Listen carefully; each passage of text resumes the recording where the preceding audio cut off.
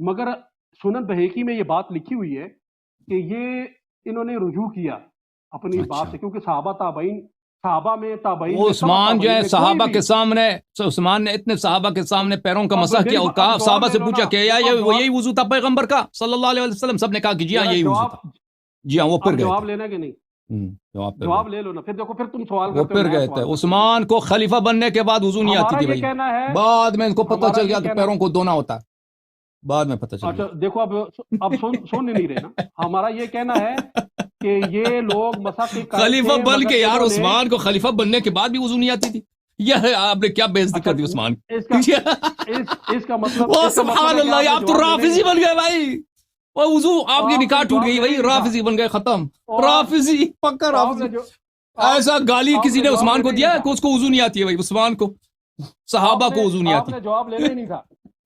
اور ایک دوسرے کے اوپر طعن کیا جاتا ہے، مطعون کرتے ہیں اور اعتراضات قائم کیے جاتے ہیں. تو لہٰذا ضرورت یہ ہے کہ مسلم امہ کے ان اختلافات کو سمجھا جائے اور قرآن و سنت کے مطابق کوئی ایسی راہ نکالی جائے کہ جس سے مسلم امہ کے ان اختلافات کو آسانی کے ساتھ ہم سمجھ سکیں اور قرآن و سنت کے کیا قریب ہے اس کو بیان کیا جا سکے، اور یہ جو نفرتیں ہیں اس دوریوں میں کمی آ سکے.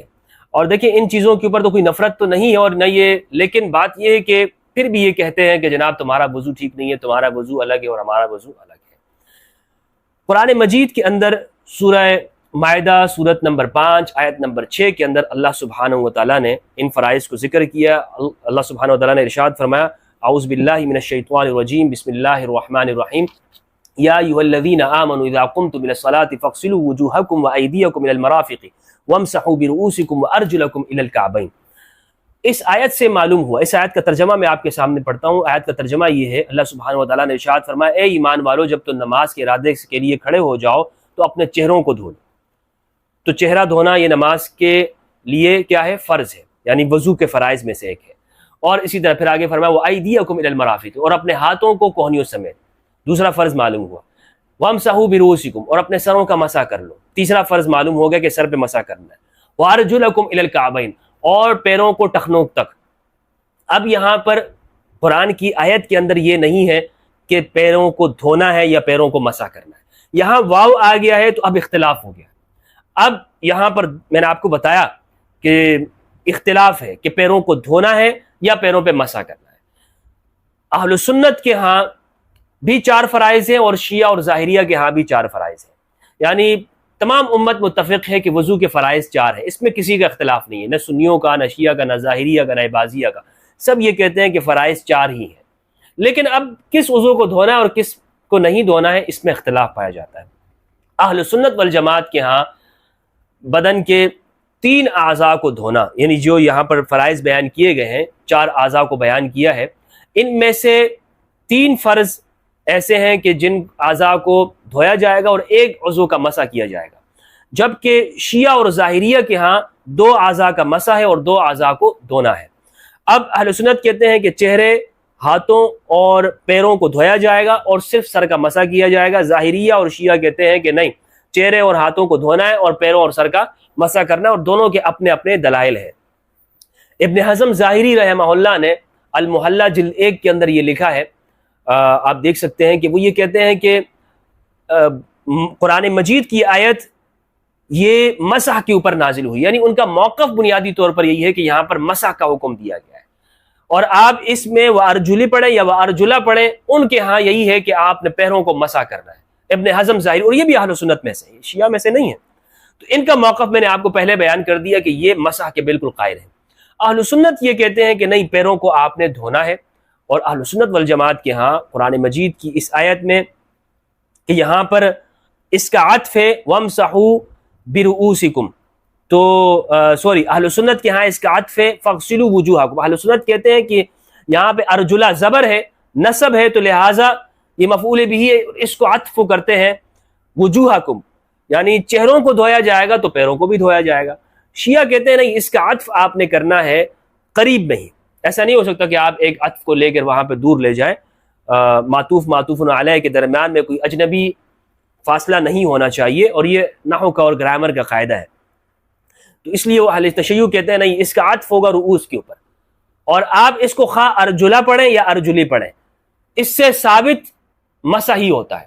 ان کا استدلال یہ، اور ظاہریہ کا بھی یہ استدلال ہے اور شیعہ کا، وہ کہتے ہیں کہ یہاں پر اگر آپ اس کو ارجلا پڑھ رہے ہیں تو یہ اس کا عطف ہو رہا ہے رؤوس کے محل کے اوپر، اور رؤوس کا جو محل ہے وَامْسَحُوا بِرُؤُوس، یعنی وَامْسَحُوا رؤوسکم، اصل میں یہ محل چونکہ منصوب ہے اس کا تو ارجلا بھی منصوب ہے. لیکن اگر آپ مجہور پڑھیں گے، اور مجہور کی جو قرات ہے یہ متواتر ہے، اور ہمارے استاد محترم علامہ غلام رسول سعیدی رحمہ اللہ انہوں نے بھی اور دیگر مفسرین نے بھی اس آیت کی تشریح میں جہاں شیعہ کو جواب دیے وہاں اس بات کو تسلیم کیا ہے کہ وَأَرْجُلِكُمْ کی قرات یہ متواتر ہے، یہ ایسی نہیں ہے کہ کوئی شاذ قرات ہو، بلکہ یہ بھی متواتر قرات ہے. علامہ غلام رسول سعیدی رحمہ اللہ فرماتے ہیں ارجلکم اور ارجلکم دو متواتر قراتیں ہیں، دو متواتر قراتیں. اسی لیے ہمارے ہاں احناف نے ارجلکم سے استدلال کیا ہے پیروں پہ مسح کرنا. اب یہ تفصیل آپ کو بتاتا ہوں. تو لہٰذا یہ شیعہ کا اور سنہ کا اختلاف ہے. اہل سنت کے ہاں دلائل ہیں، احادیث ہیں بخاری کی، اور بخاری کی ایک روایت میں آپ کے سامنے پیش کرتا ہوں. عبداللہ ابن عمر رضی اللہ تعالیٰ عنہ سے روایت کرتے ہیں کہ ایک سفر میں نبی صلی اللہ علیہ وآلہ وسلم سے ہم پیچھے رہ گئے تھے، پھر آپ ہم سے عامل دراحل ہے کہ ہم نے عصر کی نماز میں دیر کر دی تھی، سو ہم وضو کرنے لگے اور پیروں پر مسح کرنے لگے. تو آپ نے آواز بلند فرمایا وَيْلٌ لِلْأَعْقَابِ مِنَ النَّارِ وَيْلٌ لِلْأَعْقَابِ مِنَ النَّارِ. صحیح بخاری، صحیح مسلم اور سنن ترمذی، احادیث کا نمبر میں آپ کو اسکرین پہ شو ہو جائے گا. تو اہل سنت کے دلائل ہیں احادیث سے کہ اس میں یہاں پر پیروں پر دھونا ہے اور مسح نہیں کرنا ہے. شیعہ اور ظاہریہ کے اپنے دلائل موجود ہیں، ان میں سے چند میں آپ کے سامنے رکھتا ہوں، اور پھر میں اپنا موقف بھی آپ کے سامنے پیش کروں گا، اور کہ ہم کس طرح سے ان میں جمع کر سکتے ہیں اور عمل کر سکتے ہیں. اچھا، جو میں نے اس حوالے سے جو تحقیق کی ہے تو صحیح بخاری کی ایک روایت ہے جس میں ہمیں معلوم یہ ہوتا ہے کہ امام علی علیہ السلام نے نبی صلی اللہ علیہ وآلہ وسلم کے وضو کا طریقہ بتایا، اور یہ حدیث روایت کی ہے بخاری نے اپنی کتاب میں 5616 میں، ابو داؤد نے اپنی سنن میں، حدیث کا نمبر ہے 3718 میں. اور اصل میں اس میں وضو کا طریقہ یعنی بیان تو کیا جا رہا ہے، لیکن بخاری نے اس کو اس لیے ذکر کیا ہے، بخاری استدلال کر رہے ہیں کہ آپ کھڑے ہو کر بھی پانی پی سکتے ہیں، آپ کھڑے ہو کر بھی پانی پی سکتے ہیں. بخاری کتاب الاشربہ باب الشرب قائما، کہ کھڑے ہو کر پانی پینا جائز ہے، اور نبی صلی اللہ علیہ وآلہ وسلم نے پیا ہے اور امام علی علیہ السلام نے بتایا. لیکن اس سے ایک اور مسئلہ بھی معلوم ہوا کہ امام علی علیہ السلام نے وضو کا طریقہ بھی سکھایا کہ نبی صلی اللہ علیہ وآلہ وسلم کا وضو کا طریقہ کیا تھا. حدثنا شعبہ حدثنا عبد الملک بن میسرہ سمعت النزال بن سبورہ يحدث عن علی رضی اللہ عنہ علیہ السلام انه صلى الظہر ثم قعد في حوائج الناس في رحبۃ الکوفہ. مختصر ترجمہ، امام علی علیہ السلام کے بارے میں نزال بن سبورہ کہتے ہیں کہ آپ ایک مرتبہ مسجد کوفہ کے اندر تشریف فرما ہوئے، اور آپ نے رحبہ ظہر کی نماز پڑھی، اور پھر لوگوں کی حاجات کے اندر پورا کرنے میں آپ مصروف ہو گئے. اور کوفہ کے اندر اس مجلس میں، رحبہ کہتے ہیں مجلس میں، کہ جہاں پر آپ تشریف فرما تھے امام علی علیہ السلام مسجد میں نماز پڑھی، تو اسی جگہ کو رحبہ یعنی اس محل میں، اس صحن میں، اس جگہ کے اوپر آپ نے گفتگو فرمائی اور لوگوں کے ساتھ علمی مذاکرہ شروع ہو گیا. حتی حضرت صلاۃ العصر، یہاں تک کہ عصر کی نماز کا وقت آ پہنچا. تو اب آپ نے پانی منگوایا. ثم اوتی بماء فشرب، اب آپ کے پاس خادمین نے پانی لے آئے اور آپ نے اس میں سے فشرب پانی پیا. وغسل وجهه ويديه، آپ نے اپنے چہرے کو دھویا اور اپنے ہاتھوں کو دھویا. وذكر رأسه ورجليه، اب یہاں پر راوی کہتا ہے نزال بن سبورہ کہ اس کے بعد راوی نے آپ کے سر کا بیان کیا کہ آپ نے سر کے ساتھ کیا کیا اور پیروں کے ساتھ کیا کیا. یہاں پہ راوی نے یہ نہیں کہا ہے وَمَسَحَ رَأْسَهُ یا وَغَسَلَ رَأْسَهُ وَرِجْلَيْهِ کہ سر کو دھویا یا سر کا مسح کیا یا پیروں کو دھویا یا پیر کا مسح کیا، کوئی اس طرح موجود نہیں ہے، بلکہ ذَكَرَ رَأْسَهُ وَرِجْلَيْهِ. اور پھر امام علی علیہ السلام نے یہ بیان کیا کہ نبی صلی اللہ علیہ وآلہ وسلم نے سر کے ساتھ کیا کیا تھا، کیا معاملہ کیا تھا وضو کے لیے، اور پیروں کے ساتھ کیا کیا تھا. راوی نے اس کے اندر بیان نہیں کیا. یہ بخاری کی اس روایت سے ہمیں معلوم نہیں ہوگا کہ سر پہ پیروں کے اوپر مسح کیا یا نہیں کیا. اچھا، یہی حدیث بالکل اسی سند کے ساتھ مسند طیالسی کے اندر موجود ہے. مسند طیالسی میں ابو داؤد سلیمان ابن داؤد ابن الجارود الطیالسی المتوفی 204 ہجری نے مسند علی کے اندر اسی روایت کو نقل کیا، اور یہ بشرط بخاری و مسلم ہے. یعنی جو راوی بخاری کے راوی ہیں، نزال بن صبرہ، شعبہ اور یہ تمام راوی، وہ سب یہی راوی اس کے اندر موجود ہیں، کوئی فرق نہیں ہے۔ اور یہ آپ کو معلوم ہونا چاہیے کہ یہ جو طیالسی رحمہ اللہ ہے، یہ امام بخاری سے 50 سال پہلے ہے، ان کی وفات ہے 204 ہجری میں، اور بخاری ہے 256 ہجری کے، تو بہت بڑا فرق ہے۔ تو پہلی روایت ہے مسند طیالسی کی، معتبر وہی ہے، بخاری اس کے بعد ہے۔ یہ ہم کہہ سکتے ہیں کہ بخاری نے وہاں سے لی ہے، لیکن یہ نہیں کہہ سکتے طیالسی نے بخاری سے لی ہے۔ اب طیالسی کے اندر کیا روایت ہے؟ طیالسی کے اندر یہ ہے الفاظ حدثنا ابو داؤد قال حدثنا شعبہ قال اخبرنی عبد الملک بن میسر، بالکل وہی ہے، بالکل وہی روایت ہے، وہی سند ہے۔ قال سمعت النزار بن صبرہ يقول صلى علي رضی اللہ عنہ الظہر فی الرحبۃ ثم جلس فی حوائج الناس حتى حضرت العصر، عصر کی نماز کا جب وقت آ پہنچا، پہلے ساری وہی گفتگو ہے کہ آپ تشریف فرمائے ہوئے لوگوں کی ضروریات پوری کرنے میں، ان سے مجالس، ان کے سوال جواب دینے میں، علمی گفتگو کرنے میں۔ ثم اوتی بکوز من ماء فصب منه كفا فغسل وجهه ويديه، پھر آپ کے پاس پانی کا برتن لایا گیا، آپ نے اس میں سے اپنے کف کے اوپر پانی ڈالا اور اس سے اپنے چہرے کو دھویا، ويديه اور ہاتھوں کو دھویا، ومسح على رأسه ورجليه اور اپنے سر کا مسح کیا اور اپنے پیروں کا مسح کیا، اور اپنے سر کا مسح کیا اور پیر کا مسح کیا۔ پھر آپ نے فرمایا ثم قام فشرب فضل الماء، پھر آپ کھڑے ہوئے اور آپ نے جو بچا ہوا پانی تھا وہ کھڑے ہو کر ہی پیا۔ اور آپ نے فرمایا کہ لوگ بچے ہوئے پانی کو کھڑے ہو کر پینے کو نامناسب سمجھتے ہیں، کراہت سمجھتے ہیں کہ بچے ہوئے پانی کو پیا جائے اور کھڑے ہو کے پیا جائے۔ تو امام علی علیہ السلام نے فرمایا کہ دیکھو میں اس بچے ہوئے پانی کو کھڑے ہو کر پی رہا ہوں، اور میں نے اس طرح نبی صلی اللہ علیہ وآلہ وسلم کو کرتے ہوئے دیکھا ہے، اور یہ وہ وضو ہے کہ جو وَهَذَا وُضُوءُ مَن لَّمْ يُحْدِث، اور یہ وہ وضو ہے کہ جو بے وضو نہ ہو، یعنی اس شخص کا وضو ہے کہ جو وضو کی حالت میں نہ ہو۔ اس حدیث میں مسند طیالسی کی اس حدیث میں جو محقق ہے محمد بن عبد المحسن الترکی، اس نے حاشیے میں لکھا ہے حدیث صحیح اخرجہ احمد، اور پھر آگے احمد بن حنبل، نسائی، ان سب کے نمبر بتائے ہیں کہ انہوں نے کہاں کہاں پر اس حدیث کو روایت کیا۔ بہرحال یہ حدیث صحیح ہے، یہ حدیث کیا ہے؟ صحیح ہے۔ تو اس میں امام علی علیہ السلام نے یہ بتایا، اور یہ بخاری کی روایت بھی موجود ہے، بخاری میں تصریح نہیں ہے راوی کی جانب سے، راوی نے وہاں پر بیان نہیں کیا، آگے پورا واقعہ اس نے بیان نہیں کیا، بلکہ اس نے مختصر بیان کر دیا۔ مختصر اس لیے بیان کیا، یا ممکن ہے کہ بخاری نے یہاں پر اس کے اندر قطع و برد کر دیا ہو، کیونکہ بخاری رحمہ اللہ کی اکثر یہ عادت ہے کہ بخاری حدیث کو پورا ذکر نہیں کرتے، صرف ایک عنوان لے کر آتے ہیں، اور اس عنوان کے ساتھ جو مطابقت ہوتی ہے اسی حصے کو ذکر کرتے ہیں اور پورے حصے کو اس میں تبدیلی کر دیتے ہیں۔ یہ امام بخاری کا ایک طریقہ ہے کہ وہ اپنے باب وہ کہتے ہیں کہ جو ٹائٹل ہے نا، جو عنوان ہے، اس مطابق جو الفاظ تھے اس کو بیان کر دیا، اور وہ نیچے باقی انہوں نے مختصر کر دی۔ اور یہ کئی جگہوں پر بخاری رحمہ اللہ نے کی، کئی جگہوں پر بخاری سے ثابت ہے، یہ ایک جگہ پر نہیں ہے، یہ آپ جگہ جگہ پر آپ دیکھیں گے کہ امام بخاری وہ ایک ہی حدیث کو ایک جگہ پر نقل کرتے ہیں، وہاں پر الفاظ کچھ ہوتے ہیں، اور ایک ہی جگہ پر دوسری جگہ پر نقل کرتے ہیں، الفاظ کچھ ہوتے ہیں، کیونکہ وہاں ٹائٹل کچھ اور ہے اور یہاں ٹائٹل کچھ اور ہے۔ تو اصل میں مطابقت الباب کے لیے وہ حدیث کو مختصر کر دیتے ہیں، یہ امام بخاری کا اس کو بہت بڑا تفقع گردانا گیا ہے۔ تو بہرحال یہاں پر جو بخاری رحمہ اللہ کی حدیث ہے 5616، اس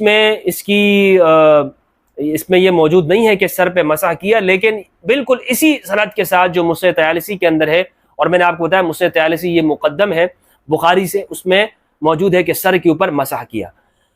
اب اہل سنت کے پیروں کے اوپر امام علی علیہ السلام نے مسح کیا، اور فرمایا کہ اس طرح نبی صلی اللہ علیہ وآلہ وسلم نے کیا۔ یہ میں آپ کو بتاتا چلوں کہ اہل سنت والجماعت بھی پیروں پر مسح کرنے کے قائل ہیں، لیکن اہل سنت کہتے ہیں کہ جب پیروں پر موزے ہوں تو آپ مسح کر سکتے ہیں، بلکہ مسافر 3 دن تک مسح کر سکتا ہے۔ تو مسح سے کوئی منکر نہیں ہے، لیکن نماز کے لیے ایک مقیم شخص ہے تو اس کے لیے اس کے اندر اختلاف ہے۔ اہل سنت کہتے ہیں نہیں پیروں کو دھوئے گا، شیعہ کہتے ہیں نہیں، یہاں پر اصلاً پیروں کو دھونا نہیں ہے بلکہ مسح کرنا ہے، اور اہل سنت کہتے ہیں اصلاً آپ نے پیروں کو پر مسح کرنا ہے۔ اب درست بات کیا ہوئی؟ میں نے آپ کو بتایا کہ اہل سنت بھی مسح کے منکر نہیں ہے، وہ کہتے ہیں کہ ایک بندہ اگر پیروں پہ موزے پہنے ہوئے ہیں تو وہ پیروں پہ مسح کر سکتا ہے، اور وہ استدلال کرتے ہیں یہاں پر وَامْسَحُوا بِرُؤُوسِكُمْ وَأَرْجُلِكُمْ کی قرات سے کہ وَأَرْجُلِكُمْ جو جر کے ساتھ ہے، خفض کے ساتھ، اس قرات سے استدلال کرتے ہیں اہل سنت کی یہاں پر ہم جواز نکالتے ہیں پیروں پر مسح کرنے کا۔ اب روایات دونوں طرح سے ہیں، ایسی روایات بھی موجود ہیں کہ جس میں پیروں پہ نبی صلی اللہ علیہ وآلہ وسلم، یعنی صحابہ کرام روایت کرتے ہیں کہ نبی کریم صلی اللہ علیہ وآلہ وسلم نے پیروں کو دھویا ہے اور حکم دیا۔ میں نے آپ کو بخاری کی حدیث بتائی، عبداللہ ابن عمر بن عاص کی روایت ہے، اور ابو ہریرہ کی روایت، دیگر روایت ہیں، اور امام علی علیہ السلام کی روایت ہے۔ لیکن امام علی علیہ السلام کی روایت اس طرح سے بھی ہے ابن ماجہ میں کہ آپ نے پیروں کو دھویا بھی ہے۔ تو اب اس میں تطبیق کرنا ضروری ہے، اور تطبیق یہ ہے کہ میرے نزدیک اگر ایک شخص پیروں کو دھوتا ہے اور ان کے پاس اپنے دلائل موجود ہے اور اپنے اجتہاد کے اوپر ہے تو یہ بھی درست ہے، اور اگر ایک شخص پیروں پر مسح کرتا ہے تو یہ بھی درست ہے، قرآن و سنت کے مطابق ہے، دونوں طریقے قرآن و سنت ہیں، اسی لیے ہمارے فقہاء نے دونوں سے مسائل کو اخذ کیا ہے۔ تو یہ جو ہمارے ہاں شدت اختیار کی جاتی ہے کسی مسئلے میں اور دوسرے پر طعن کیا جاتا ہے، یہ طریقہ ٹھیک نہیں، یہ لا علمی ہے کہ جناب یہ دیکھو ان کو شیعوں کا وضو ہی الگ ہے، وہ تو وضو ہی وہ کھڑے ہو کر وضو کر رہے ہوتے ہیں، ان کی عبادت گاہیں ہی الگ ہے۔ تو یہ جو طریقہ ہے نا، یہ لا علمی اور جہالت ہے، یہ درست نہیں ہے۔ بلکہ یہ اگر میں آپ سے حقیقت کے اوپر مبنی بات کہوں تو جو وہ ارجلکم کی قرات ہے یہ متواتر، یعنی یہ زیادہ متواتر ہے، دونوں متواتر قرات ہیں بہرحال۔ تو سنہ اور شیعہ دونوں کا جو وضو ہے اپنے اپنے دونوں کے دلائل ہیں۔ امام علی علیہ السلام کا جو وضو مسلم طیالسی کی روایت سے معلوم ہوا اس میں یہی ہے کہ آپ نے اپنے پیروں کے اوپر مسح کیا ہے۔ تو جو لوگ پیروں پہ مسح کرتے ہیں ان کے پاس بھی دلائل ہیں، اور جو پیروں پر وضو کرتے ہیں دونوں کے اوپر کے پاس دلائل ہیں۔ اللہ سبحانہ و تعالیٰ سے دعا ہے کہ پروردگار ہم سب کو قرآن مجید میں تدبر کرنے اور اہل بیت علیہ السلام کی معرفت عطا فرمائے، اور امت مسلمہ کے اندر فرقہ واریت کا خاتمہ فرمائے۔ السلام علیکم ورحمۃ اللہ وبرکاتہ۔ السلام علیکم، بات کریں بھائی، وعلیکم السلام جی۔ کیا حال چال ہے بھائی، کیا نام ہے؟ جی الحمدللہ، اللہ کا شکر ہے جی۔ کہاں سے کال کر رہے ہیں؟ میں پاکستان سرگودا سے، وقار احمد نام ہے میرا۔ کیا نام ہے؟ وقار احمد۔ وقار بھائی، کیا حکم ہے بھائی؟ اچھا، وہ نا میں نے وضو کے متعلق آپ کی بہت ساری ویڈیوز دیکھی ہیں، اور ایک آصف خان کے ساتھ پورا ایک مناظرہ تھا، وہ اس صحیح میں آپ نے صحیح مسلم سے آپ نے حدیث بھی دکھائیں، اور انہوں نے بھی نکال کے دکھا دی۔ پھر آپ نے قرآن سے امام راضی کا بھی مطلب قرآن سے بھی آپ نے آیت، یا آپ اس کو وَأَرْجُلَكُمْ پڑھو یا وَأَرْجُلِكُمْ پڑھو، دونوں صورتوں میں ہی وہ مسح پہ ہی دلالت۔ اب ایک اور جو ہے، میں وہ غامدی صاحب نے ایک بتایا، انہوں نے کہا جی کہ قرآن پاک کا یہ اصول ہے کہ کبھی بھی مسح کی حد نہیں بتائی جاتی، اور اس کی دلیل انہوں نے یہ دی کہ اسی آیت کے اندر ہی آگے جب مسح کا ذکر آیا تو وہ ایدیکم من آ گیا، تو کوئی مسح کی حد نہیں بتائی جاتی۔ تو جو حد کا بتانا الی الکعبین، یہ اس بات پہ دلالت کرتا ہے کہ پاؤں کو دھونا ہوتا ہے۔ اور بھائی مسح کس پہ دلالت کرتی ہے؟ مسح، لفظ مسح کس پہ دلالت کرتی ہے؟ ہاں، مسح کرنے پہ دلالت کرتی ہے نا۔